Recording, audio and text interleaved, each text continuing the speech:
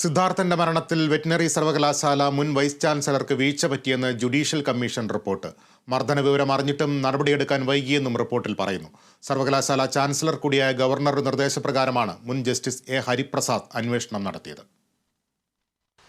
Veterinary സർവകലാശാല വിദ്യാർത്ഥി സിദ്ധാർത്ഥന് മർദ്ദനമേറ്റതിലും തുടർന്ന് മരണത്തിനും വഴിവെച്ച സംഭവങ്ങളിൽ സർവകലാശാല ഉദ്യോഗസ്ഥർ, വൈസ് ചാൻസലർ എന്നിവർക്ക് വീഴ്ച പറ്റിയെന്നാണ് കമ്മീഷന്റെ കണ്ടെത്തൽ. സിദ്ധാർത്ഥന് മർദ്ദനമേറ്റ വിവരം അറിഞ്ഞിട്ടും BC ഇടപെട്ടത് വൈകി മാത്രം. കുറ്റക്കാർക്കെതിരെ നടപടിയെടുക്കുന്നതിലും അലംഭാവം കാണിച്ചു. ഡീനിന്റെ ഭാഗത്തും വീഴ്ചകളുണ്ടായി. കുറ്റക്കാരായവരെ സർവീസിൽ നിന്ന് ഒഴിവാക്കണമെന്നും റിപ്പോർട്ടിലുണ്ട്. ഹോസ്റ്റൽ ജീവനക്കാർ മർദ്ദന വിവരം മറച്ചുവെച്ചതായും കമ്മീഷൻ കണ്ടെത്തിയിട്ടുണ്ട്. ഗുരുതര വീഴ്ച വരുത്തിയതിനെ തുടർന്ന് VC MR ശശീന്ദ്രനെ ഗവർണർ നേരത്തെ സർവകലാശാലയിൽ നിന്നും പുറത്താക്കിയിരുന്നു.